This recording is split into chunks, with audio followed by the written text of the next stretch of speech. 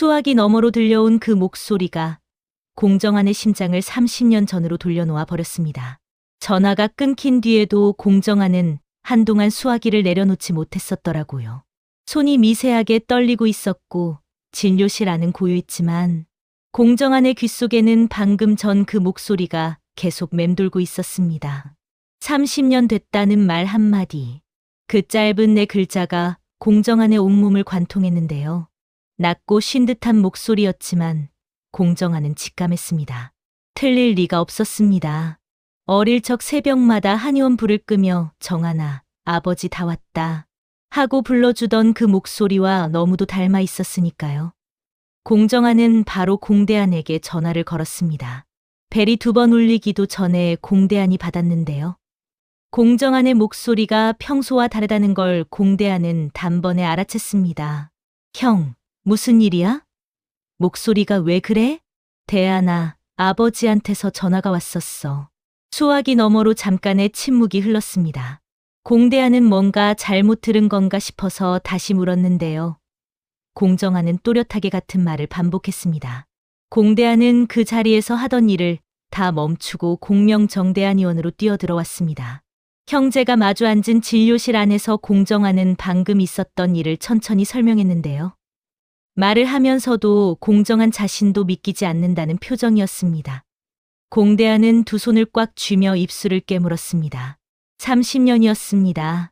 30년 동안 어머니 나선혜가 얼마나 많은 밤을 울었는지 공대한은 누구보다 잘 알고 있었는데요. 막내였던 공대한은 어린 시절 어머니가 아버지 공기철의 사진을 꺼내놓고 혼자 소주를 마시던 장면을 아직도 선명하게 기억하고 있었습니다. 형, 번호 있어? 발신번호 저장됐어? 공정한이 고개를 저었습니다. 수신 목록을 확인했지만 발신자 번호가 표시되지 않는 번호였습니다. 공대한은 곧바로 통신사에 문의해보자고 했지만 공정한은 이미 다른 방법을 생각하고 있었는데요. 전화를 건 공기철이 말했던 결정적인 단서, 바로 방송 사람극장이었습니다. 대한아, 아버지가 사람극장 보고 연락했다고 했어. 우리 한의원이 방송에 나왔던 거 기억하지? 그 방송 보고 전화를 한 거라고. 그럼 아버지가 그 방송을 볼 수 있는 어딘가에 있다는 거잖아. 공대한의 눈이 커졌습니다. 맞는 말이었습니다. 방송국에 연락해서 해당 회차의 촬영 지역과 제보자 정보를 확인하면 공기철이 있는 곳의 단서를 얻을 수 있을 것 같았는데요. 2 형제는 그날 저녁 바로 KBS 제작진에게 연락을 취하기로 했습니다. 그런데 문제가 하나 있었습니다. 이 사실을 어머니 나선혜에게 어떻게 전할 것인가였는데요. 공정한과 공대한은 서로 눈을 마주치며 같은 생각을 하고 있었습니다. 확실하지 않은 상황에서 나선혜에게 말을 꺼냈다가 혹시라도 아버지가 아니면 어머니가 받을 충격이 너무 클 것 같았기 때문이었습니다. 2 형제는 일단 자신들이 먼저 직접 확인하고 나서 어머니께 알리기로 조심스럽게 합의했습니다. 하지만 나선혜는 이미 낌새를 채고 있었습니다. 저녁 식사 자리에서 공정한이 밥을 거의 먹지 않은 채 계속 핸드폰만 들여다보고 있었는데요. 나선혜는 아들의 표정에서 무언가 심상치 않은 것을 느꼈습니다. 수십 년을 아들 2을 키워온 어미의 감이라는 게 있었습니다. 나선혜는 저녁 설거지를 마치고 혼자 방으로 들어가 오래된 서랍을 열었는데요. 서랍 맨 아래 낡은 손수건에 쌓인 흑백 사진 한 장이 있었습니다. 젊은 시절의 공기철과 나선혜가 나란히 서 있는 사진이었습니다. 나선혜는 그 사진을 한참 들여다보다가 혼잣말처럼 중얼거렸습니다. 영감, 살아는 있는 거지? 그 목소리엔 원망도 그리움도 다 섞여 있었는데요. 30년이라는 세월이 고스란히 담긴 한마디였습니다. 한편 그 시각 멀리 떨어진 어느 시골 마을의 작은 집에서는 공기철이 방 한쪽 구석에 조용히 앉아 있었습니다. 그의 앞에는 미양이 차려준 저녁상이 놓여 있었는데요. 공기철은 밥숟가락을 들었다 놓기를 반복하며 자꾸만 딴 곳을 바라봤습니다. 아까 전화를 걸었다가 끊어버린 것이 자꾸 마음에 걸렸던 것입니다. 전화를 받은 그 남자의 목소리, 지금 거기가 어디냐, 제가 가겠다고 했던 그 다급한 목소리가 공기철의 머릿속에서 떠나질 않았는데요. 분명히 낯설어야 할 목소리인데 이상하게 가슴이 먹먹해졌습니다. 공기철은 자신도 모르게 가슴팍에 손을 얹었습니다. 미양이 부엌에서 나오며 약 봉지를 하나 내밀었습니다. 어르신, 약 드실 시간이에요. 안 드시면 안 돼요. 이거 안 드시면 기억이 더 나빠진다고 했잖아요. 미양의 목소리는 늘 그렇듯 다정하고 부드러웠습니다. 하지만 공기철은 약 봉지를 받아 들고도 바로 입에 넣지 않았는데요. 미양이 돌아서자 공기철은 약 봉지를 가만히 들여다봤습니다. 언제부터인가 이 약을 먹고 나면 머리가 더 몽롱해지는 느낌이 들었기 때문이었습니다. 처음엔 그냥 나이 탓이려니 했는데 며칠은 약을 먹지 않은 날에 오히려 기억이 더 또렷하게 돌아오는 것 같았습니다. 공기철은 주변을 살피듯 눈을 한번 돌린 뒤 약을 입에 넣는 척하며 손바닥 안쪽에 숨겼습니다. 그리고 미양이 자리를 비운 사이 방 구석 오래된 담요 밑에 약을 밀어 넣었는데요. 이미 거기엔 며칠치 약이 쌓여 있었습니다. 공기철은 담요를 다시 덮으며 중얼거렸습니다. 공명정대한 의원. 그 이름이 자꾸만 입안을 맴돌았습니다. TV에서 봤던 그 간판이 꿈에서도 나올 것처럼 눈에 선했는데요. 공기철은 자신이 왜 그 이름에 이토록 마음이 흔들리는지 아직 알지 못했습니다. 하지만 그의 몸 어딘가 30년 세월도 지우지 못한 기억의 조각들이 아주 천천히 다시 깨어나고 있었습니다.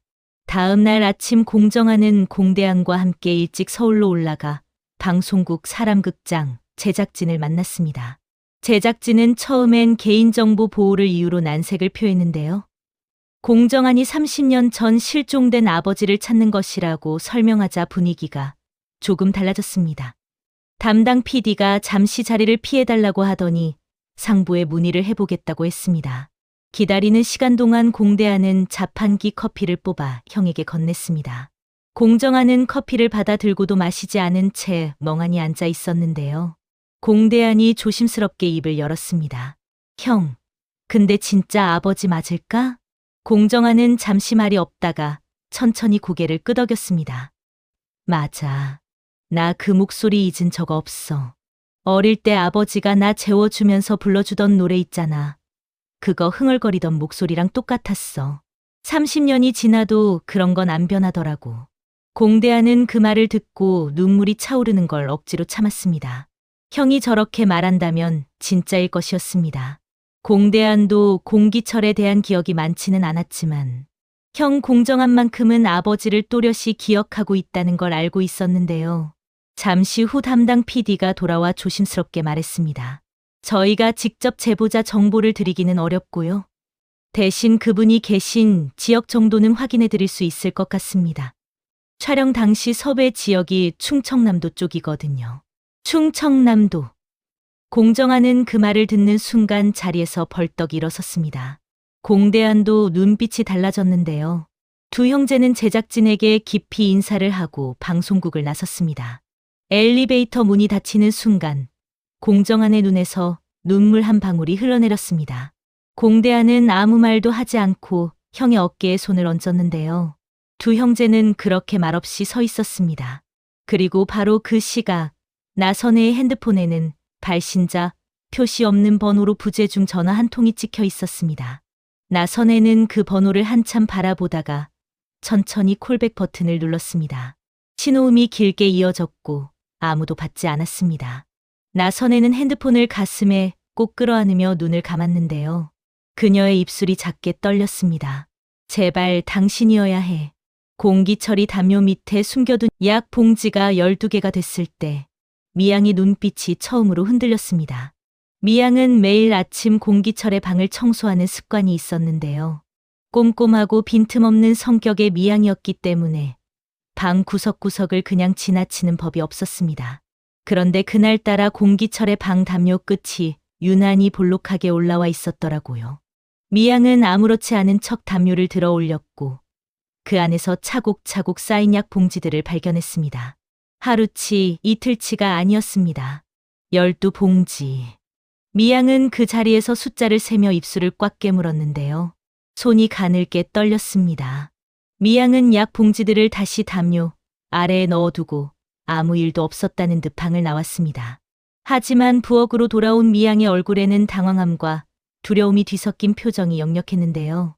미양은 싱크대 앞에 서서 수도꼭지를 틀어놓은 채 한동안 멍하니 물이 흘러내려가는 것만 바라봤습니다. 그러다 혼잣말처럼 낮게 중얼거렸습니다. 어르신이 눈치채신 거야? 아니면 그냥 깜빡하신 건가? 하지만 미양도 알고 있었습니다. 공기철은 절대 깜빡할 사람이 아니었습니다. 최근 들어 오히려 눈빛이 더 또렷해지고 있었고 말수도 조금씩 늘고 있었는데요. 미양은 그 변화가 반가우면서도 동시에 두려웠습니다. 공기철의 기억이 돌아오는 것. 그것은 미양에게 있어 끝의 시작을 의미했기 때문이었습니다. 미양이 처음 공기철을 만난 건 20년도 더 된 일이었습니다. 길가에 쓰러진 공기철을 발견했을 때 그는 이름도 집도 기억도 없는 사람이었는데요. 미양은 그를 병원에 데려갔고 기억상실이라는 진단을 받은 공기철을 차마 그냥 내버려 둘 수가 없었습니다. 처음엔 그저 딱한 마음이었습니다. 하지만 함께 사는 시간이 길어지면서 미양의 마음은 조금씩 달라졌는데요. 공기철은 기억은 없어도 따뜻한 사람이었고 부지런했으며 미양이 힘들 때마다 묵묵히 옆에 있어줬습니다. 미양은 언제부턴가 공기철이 기억을 찾는 것이 두려워지기 시작했습니다. 기억을 찾으면 그가 떠날 것이기 때문이었습니다. 그래서 미양은 나쁜 선택을 했었더라고요. 의사에게서 받은 기억력 개선 약을 다른 것으로 바꿔치기 하기 시작했습니다. 기억 회복을 방해하는 약은 아니었지만 뇌를 지속적으로 몽롱하게 만들어 자연적인 기억 회복을 더디게 하는 성분이 포함된 약이었습니다. 미양은 스스로에게 이렇게 말했습니다. 어르신이 기억을 찾으면 오히려 더 혼란스러울 것이라고, 지금이 더 행복한 거라고. 하지만 그건 미양 자신을 위한 거짓말이었다는 걸 미양도 마음 깊은 곳에서는 알고 있었습니다. 그런데 이제 공기철이 약을 숨기기 시작했습니다. 스스로 의심을 품은 것이었습니다. 미양은 그날 오후 약국에 나가는 척하며 몰래 전화를 한 통 걸었습니다. 받는 사람은 없었고 미양은 짧게 문자를 남겼는데요. 어르신이 이상해요. 빨리 연락 주세요. 문자를 보내고 나서 미양은 한참 동안 핸드폰을 손에 쥔 채 길가에 서 있었습니다. 지나가는 바람에 미양의 머리카락이 흩날렸는데요. 미양의 눈빛에는 후회와 두려움, 그리고 어딘가 묘한 체념이 섞여 있었습니다. 한편 공정한과 공대한은 그날 새벽같이 충청남도로 향하는 차에 올라탔습니다. 공대한이 운전대를 잡았고 공정한은 조수석에 앉아 창밖을 바라봤는데요. 고속도로 위로 이른 아침 안개가 깔려 있었습니다. 두 형제는 한동안 말이 없었습니다. 공정한은 핸드폰을 손에 쥐고 어머니 나선혜에게 전화를 해야 할지 말아야 할지 수십 번을 고민했는데요. 결국 전화기를 주머니에 넣었습니다. 확실히 확인하고 나서 알리는 게 맞았습니다. 나선혜가 기대했다가 무너지는 모습을 두 번 다시 보고 싶지 않았기 때문이었습니다. 공대한이 먼저 입을 열었습니다. 형, 근데 아버지가 왜 전화를 끊었을까? 갑자기. 공정한은 잠시 생각하다가 대답했습니다. 놀라셨겠지. 내가 너무 다급하게 달려들었나 봐. 제가 가겠다고 했으니까 당황하셨을 거야. 기억도 없는 상태에서 갑자기 낯선 사람이 찾아온다고 하면 무섭기도 하셨겠지. 공대한은 그 말을 듣고 핸들을 잡은 손에 힘을 주었습니다. 맞는 말이었습니다. 공기철 입장에서는 30년치 기억이 없는 상태였으니 전화를 받은 남자가 자신의 아들이라는 것도 알 수 없었을 테였는데요. 공정한은 그걸 알면서도 다급하게 달려들었던 자신을 탓하며 차창에 이마를 기댔습니다. 방송국 PD에게서 받은 정보는 촬영 지역이 충청남도 홍성 근처라는 것이었습니다. 공정한과 공대한은 홍성 인근 마을들을 하나씩 돌아볼 계획이었는데요. 사람극장에 제보를 했던 사람이 그 마을 주민일 가능성이 높았기 때문에 마을 주민들에게 직접 물어보는 방법밖에 없었습니다. 두 사람이 홍성에 도착한 건 오전 10시쯤이었습니다. 공정한은 차에서 내리자마자 주변을 둘러봤는데요. 조용하고 작은 마을이었습니다. 논길이 펼쳐져 있었고 낮은 지붕의 집들이 옹기종기 모여 있었습니다. 공정한은 가슴이 이상하게 두근거렸는데요. 이 마을 어딘가에 아버지가 있을 수도 있다는 생각 때문이었습니다. 두 형제는 마을 입구 슈퍼마켓부터 들어갔습니다. 주인 할머니에게 조심스럽게 말을 꺼냈는데요. 혹시 이 근처에 기억을 잃으신 어르신이 계신다는 얘기 들으신 적 있으세요? 할머니는 눈을 가늘게 뜨며 생각하는 표정을 지었습니다. 그러다 손을 내저으며 잘 모르겠다고 했는데요. 공정아는 낙담하지 않았습니다. 첫 번째 집이 아닐 뿐이었습니다. 두 형제는 마을을 돌며 여러 주민들에게 물어봤습니다. 몇 시간이 지나도록 별다른 소득이 없었는데요. 오후가 되어 지쳐가던 공대안이 음료수를 사러 간 사이 공정아는 마을 회관 앞 평상에 앉은 노인 한 분에게 다가갔습니다. 어르신, 혹시 이 근처에 미양 씨라는 분 아세요? 혼자 사시는 분인데 어르신 한 분을 모시고 산다고 들었는데요. 노인은 잠깐 공정안을 쳐다보더니 천천히 고개를 끄덕였습니다. 미양이? 알지. 저 아랫마을 살잖아. 근데 거기 같이 사는 영감님은 좀 이상한 분이야. 맨날 멍하니 앉아 계셔서. 공정안의 심장이 쿵 내려앉았습니다. 손이 저도 모르게 떨렸는데요. 공정안은 최대한 침착한 목소리로 물었습니다. 그분이 어디 사시는지 혹시 알 수 있을까요? 노인이 손가락으로 마을 아래쪽을 가리켰습니다. 공대안이 음료수를 들고 돌아오는 것을 본 공정아는 손짓으로 공대안을 불렀습니다. 공대안은 형의 표정을 보고 무슨 일인지 직감했는데요. 두 형제는 노인이 알려준 방향으로 빠르게 걸음을 옮겼습니다. 마을 아래쪽 오래된 감나무가 서 있는 낮은 돌담집 앞에 두 형제가 멈춰 섰습니다. 대문은 낡았고 마당에는 빨래가 걸려 있었는데요. 집 안은 조용했습니다. 공정아는 대문 앞에 서서 잠시 숨을 골랐습니다. 30년이었습니다.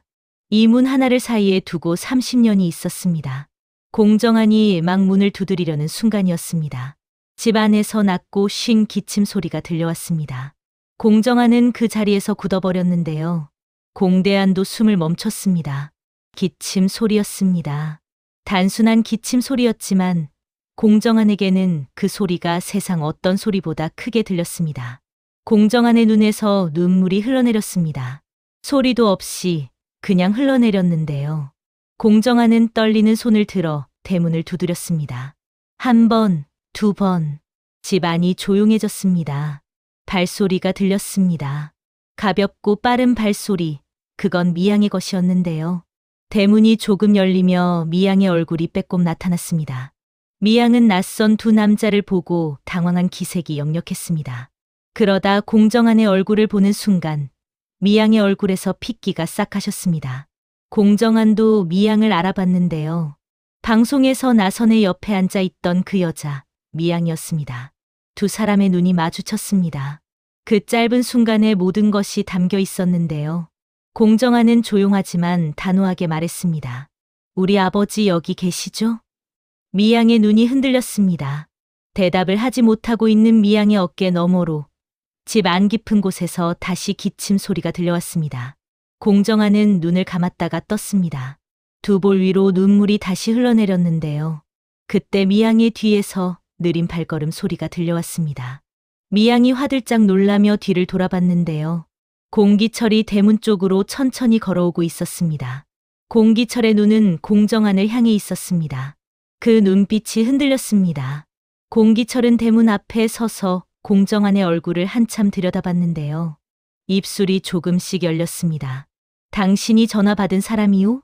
공정안은 그 말을 듣는 순간 목이 메어버렸습니다. 대답을 해야 하는데 소리가 나오질 않았는데요. 공대안도 눈물을 참지 못하고 손등으로 눈가를 닦았습니다. 공정아는 떨리는 목소리로 겨우 한마디를 꺼냈습니다. 아버지, 저 정한이에요. 공기철의 눈이 흔들렸습니다. 그 이름, 정한. 어딘가 깊은 곳에서 무언가가 울리는 것 같았는데요. 공기철은 자신도 모르게 눈을 감았습니다. 그리고 그의 눈꺼풀 아래에서 아주 오래된 기억의 조각 하나가 떠올랐습니다. 작고 까만 눈망울의 어린 소년. 아버지 하고 뛰어오던 그 아이.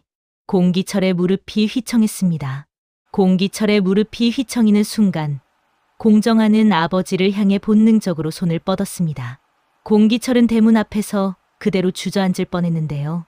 공정안이 재빠르게 아버지의 팔을 붙들었습니다. 30년 만에 처음으로 아버지의 팔을 잡은 순간이었습니다. 공정한의 손이 심하게 떨렸는데요. 공기철의 팔은 생각보다 훨씬 가늘었습니다. 젊은 시절 한의원을 운영하며 단단했던 그 팔이 세월 앞에 이렇게 가늘어져 있었다는 사실이 공정한의 가슴을 후벼 팠습니다. 공대한도 얼른 달려와 공기철의 다른 쪽 팔을 받쳤는데요. 두 형제가 아버지를 부축하는 그 장면이 30년 세월의 무게만큼 무겁고도 뜨거웠습니다. 미양은 그 모습을 보며 대문 앞에 그대로 굳어 있었습니다. 손이 문틀을 꽉 쥐고 있었는데요. 미양의 눈빛에는 복잡한 감정들이 뒤엉켜 있었습니다. 두려움, 죄책감, 그리고 이미 알고 있었던 결말을 마주한 사람의 체념이 뒤섞여 있었더라고요. 미양은 애써 시선을 돌렸지만 공정한이 아버지를 부축하며 마당 안으로 들어서는 모습이 시야에서 사라지지 않았습니다. 공기철은 마당 한쪽 낡은 평상에 앉혀졌습니다. 공정한이 아버지 앞에 무릎을 꿇고 앉았는데요. 두 사람의 눈이 마주쳤습니다. 공기철은 공정한의 얼굴을 찬찬히 들여다봤습니다. 주름진 손을 들어 공정한의 얼굴에 가져다 댔는데요. 거칠고 마디마디 굵은 손이었습니다. 공정한은 그 손이 자신의 뺨에 닿는 순간 눈을 감았습니다. 눈물이 다시 흘러내렸는데요. 소리 없이 그냥 흘러내렸습니다. 공기철이 낮고 떨리는 목소리로 말했습니다. 얼굴이 많이 컸네. 그 한마디였습니다. 기억이 완전히 돌아온 것도 아니었고 확신의 참말도 아니었는데요. 하지만 공정한에게는 그 말 한마디가 세상 어떤 말보다 크게 들렸습니다. 공정한은 더 이상 눈물을 참지 않았습니다. 어깨를 들썩이며 소리 없이 울었는데요. 공대한도 평상 옆에 서서 손등으로 눈가를 눌렀습니다. 억척스럽고 털털한 공대한이 이렇게 우는 건 공정한도 오랜만에 보는 장면이었습니다.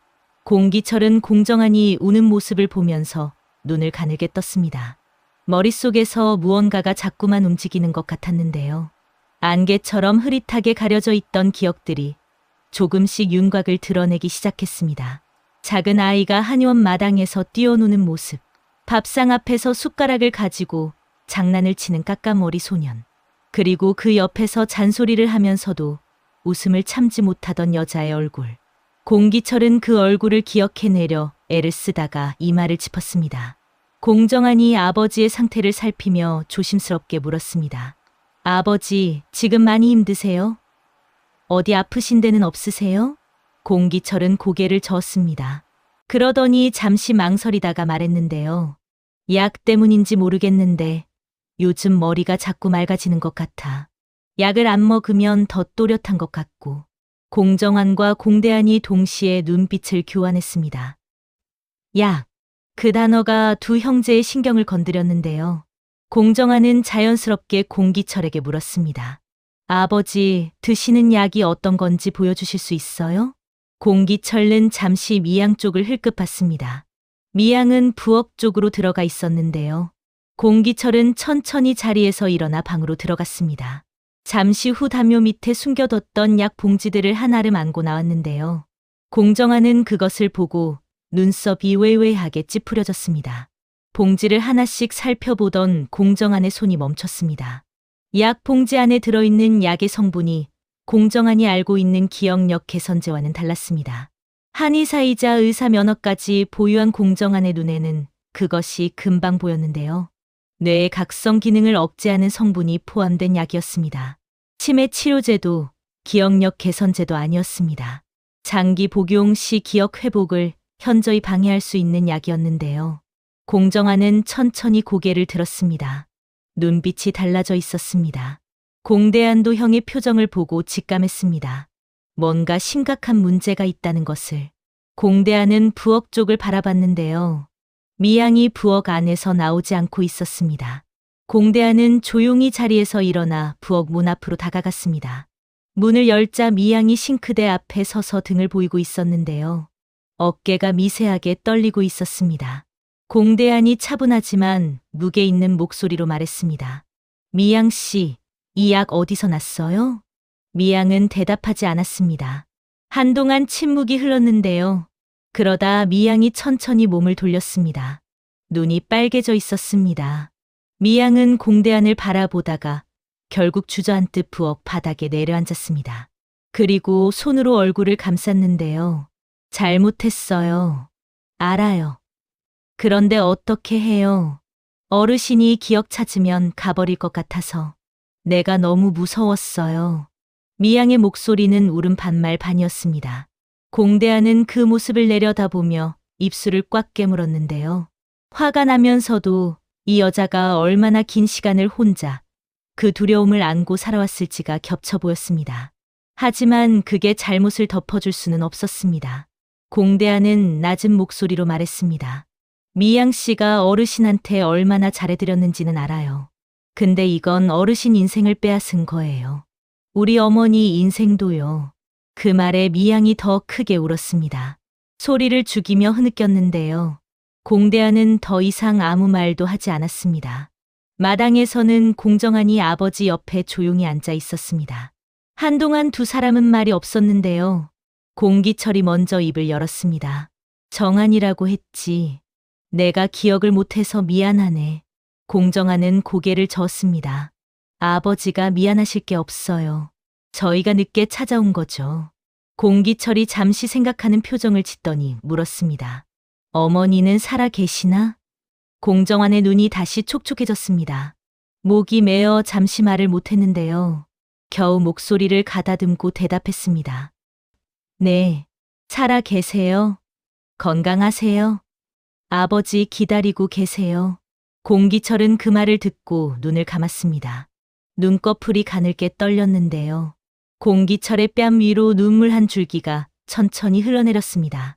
말이 없었지만 그 눈물 한 줄기가 30년의 세월을 다 담고 있었습니다. 그 시각 집에 혼자 있던 나선혜의 핸드폰이 울렸습니다. 공정한이었는데요. 나선혜는 전화를 받자마자 공정한의 목소리가 평소와 다르다는 걸 단번에 알아챘습니다. 울었던 것 같은 목소리였는데요. 나선혜의 심장이 빠르게 뛰기 시작했습니다. 정한아, 무슨 일이야? 왜 그래? 공정한은 잠시 말을 고르다가 천천히 입을 열었습니다. 어머니, 지금 어디 계세요? 저 드릴 말씀이 있어서요. 나선혜는 그 순간 뭔가 큰 일이 생겼다는 것을 직감했습니다. 좋은 일인지 나쁜 일인지 알 수가 없었는데요. 나선혜는 자신도 모르게 손을 가슴에 얹었습니다. 집에 있어. 무슨 일인데 그래? 정한아, 말해. 공정한은 한 번 크게 숨을 들이켰습니다. 그리고 말했습니다. 어머니, 아버지 찾았어요. 전화기 너머로 나선혜의 숨소리가 뚝 끊겼습니다. 아무 소리도 들리지 않았는데요. 공정한은 조마조마하며 기다렸습니다. 그러다 나선혜의 목소리가 들렸는데요. 그 목소리는 너무나 작았습니다. 거의 들릴 듯 말 듯한 소리였는데요. 살아있어? 공정한은 눈을 감았습니다. 네, 어머니. 살아 계세요? 그 순간 전화기 너머에서 나선혜의 오열 소리가 터져 나왔습니다. 30년 동안 꾹꾹 눌러왔던 것들이 한꺼번에 쏟아지는 소리였는데요.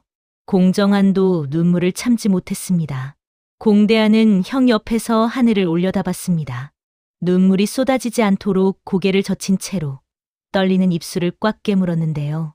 마당 평상에 앉은 공기철은 전화를 하는 공정한을 바라봤습니다.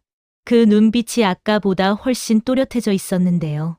약을 12봉지 넘게 먹지 않은 덕분인지 오늘따라 머리가 유난히 맑게 느껴졌습니다. 공기철은 감나무를 올려다봤습니다. 빨간 감이 가을 햇살 아래 주렁주렁 매달려 있었는데요. 어디선가 본 것 같은 풍경이었습니다. 아주 오래전, 아주 다른 곳에서 봤던 것 같은 풍경이었습니다. 공기철의 입술이 움직였습니다. 아주 작은 소리였는데요. 선혜야. 이름이었습니다. 30년 만에 처음으로 공기철의 입술이 기억 속 그 이름을 불렀습니다. 공기철 자신도 그 이름이 어디서 나왔는지 몰랐는데요. 그냥 나왔습니다. 감나무를 보다가 그냥 자연스럽게 나와버렸습니다. 공기철은 눈을 크게 뜨고 방금 자신이 한 말을 되새겼습니다. 선혜, 선혜. 그 이름을 마음속으로 반복하자 안개 속에서 얼굴 하나가 아른거리기 시작했는데요. 젊고 다소곳한 여자의 얼굴이었습니다. 웃는 얼굴이었습니다. 공기철은 두 손으로 얼굴을 감쌌습니다. 온몸이 떨렸는데요. 기억이 돌아오는 건 기쁜 일이어야 했지만 동시에 너무 두렵고 무서웠습니다. 30년 동안 잃어버렸던 삶이 한꺼번에 쏟아져 들어오는 것 같은 느낌이었는데요. 공기철은 떨리는 손을 내려다보다가 눈을 질끈 감았습니다. 전화를 끄는 공정한이 아버지 곁으로 돌아왔습니다. 공기철의 상태를 보고 공정한은 얼른 무릎을 꿇었는데요. 아버지, 괜찮으세요? 공기철은 천천히 눈을 떴습니다. 그리고 공정한을 바라보며 말했습니다.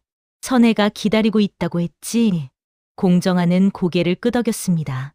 목이 다시 메어왔는데요. 네, 아버지. 30년 동안 기다리고 계셨어요. 공기철은 한동안 말이 없었습니다. 그러다 천천히 자리에서 일어서며 말했는데요. 목소리가 떨렸지만 분명했습니다. 가야겠구나. 그 짧은 말 한마디에 공정한과 공대한은 동시에 눈물을 흘렸습니다. 더 이상 참지 않았는데요. 30년 만에 되찾은 아버지가 30년 만에 집으로 돌아가겠다고 말하는 순간이었습니다. 감나무 위로 가을 바람이 불었습니다. 빨간 감들이 조용히 흔들렸는데요. 마당 안에서 세 사람은 한동안 아무 말도 하지 못한 채 서 있었습니다. 말이 필요 없었습니다. 30년이라는 시간이 이 짧은 순간 안에 다 녹아 있었으니까요. 부엌 안에서 미양은 그 소리를 들으며 조용히 무릎을 꿇었습니다. 소리 없이 울었는데요. 잘못을 알고 있었습니다. 그럼에도 이 순간이 이렇게 아플 줄은 몰랐습니다. 미양은 두 손을 모으고 눈을 감았습니다. 어르신이 돌아가는 것이 맞았습니다. 그게 맞는 일이었습니다. 미양은 그 사실을 인정하는데 30년보다 훨씬 짧은 시간이 걸렸습니다. 하지만 그 짧은 시간이 미양에게는 가장 긴 시간처럼 느껴졌는데요. 해가 뉘엿뉘엿 기울어가는 충청남도의 작은 마을에서 공기철과 공정한과 공대한 세 사람은 나란히 차에 올라탔습니다. 뒷좌석에 앉은 공기철은 창밖으로 멀어지는 감나무를 바라봤는데요. 아무 말도 하지 않았지만 그의 눈빛은 이미 어딘가를 향하고 있었습니다. 30년 동안 찾지 못했던 곳, 30년 동안 누군가 기다리고 있던 곳을 향해서요. 차가 마을을 벗어나 큰 도로로 접어드는 순간 공기철이 조용히 말했습니다. 정하나. 공정한이 백미러로 아버지를 바라봤습니다. 네, 아버지. 공기철은 창밖을 보며 말했는데요. 목소리가 낮고 조용했습니다. 미안하다. 공정한은 핸들을 잡은 손에 힘을 줬습니다. 눈물이 또 차올랐는데요. 공정한은 웃으며 말했습니다. 눈물이 흐르면서도 웃었습니다. 저도요, 아버지. 저도 미안해요. 늦게 찾아와서요. 차는 그렇게 달렸습니다. 집으로, 나선혜에게로 30년 만에 귀환을 향해 달렸는데요. 그 길 위에서 공기철은 눈을 감고 기억의 조각들을 하나씩 맞춰가고 있었습니다.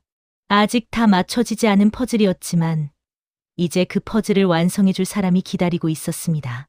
30년을 기다려온 나선혜가 집에서 기다리고 있었으니까요.